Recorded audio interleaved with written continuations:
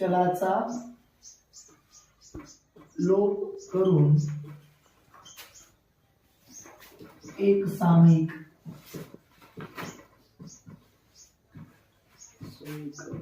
समीकरण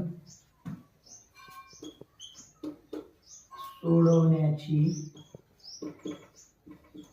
पद्धत।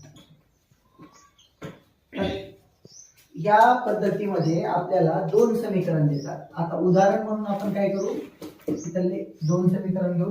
पहिलं उदाहरण आहे याच्यामध्ये x अधिक y बरोबर 14, x अधिक y बरोबर 14 त्याला समीकरण नंबर 1 देऊन टाका। आणि दुसरं आहे समीकरण x वजा y बरोबर 2, x वजा y बरोबर 2। आता आपल्याला इथं दोन चल दिलेले आहेत x आणि y दोन्ही समीकरणामध्ये।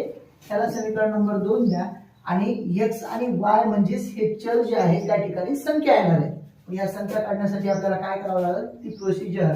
आता लोप करायचं म्हणजे काय, ह्या दोन चलापैकी एकाला कट करायचे, काढून टाकायचे। काढण्यासाठी काय करावं लागेल, काही महत्त्वाच्या आयडिया काय आहे याच्यात, दोन्ही समीकरणामध्ये एकटं कोणी आहे का ते पाहायचं। एकटं म्हणजे आता पाहायला गेलं तर हे एकटेच आहेत। एकटं म्हणजे काय, त्यांचे सहगुणक 1 आणि या चारही चलांचे सहगुणक 1च आहे। एकटं तर आहे, एकटं असून त्यांचे चिन्ह बदललेले कोणते आहेत ते पाहायचे।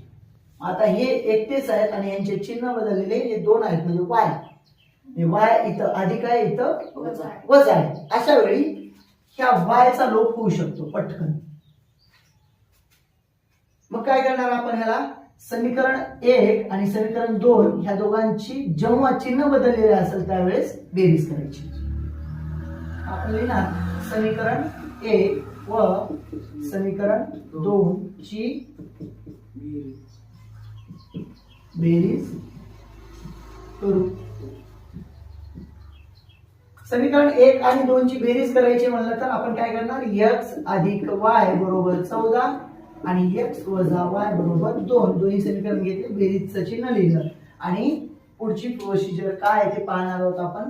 पहा, बेरीज जरी असेल तरी हे अधिक आणि हे वजा गेले घटात आणि हे 1 आणि हे 2x। आता ह्या दोघांची बेरीज 16। आता x ची व्हॅल्यू निघून जाईल, इथं 16 हे गुणाकारात येईल, याच्या छेदामध्ये म्हणजे भागाकारात जाणार। 2 बे 16 म्हणजे x ची व्हॅल्यू आली तुमच्याजवळ 8। जी किंमत आलेली आहे तीच किंमत आपल्याला समीकरण 1 किंवा 2 मध्ये टाकायची, y ची किंमत मिळून जाईल। चला समीकरण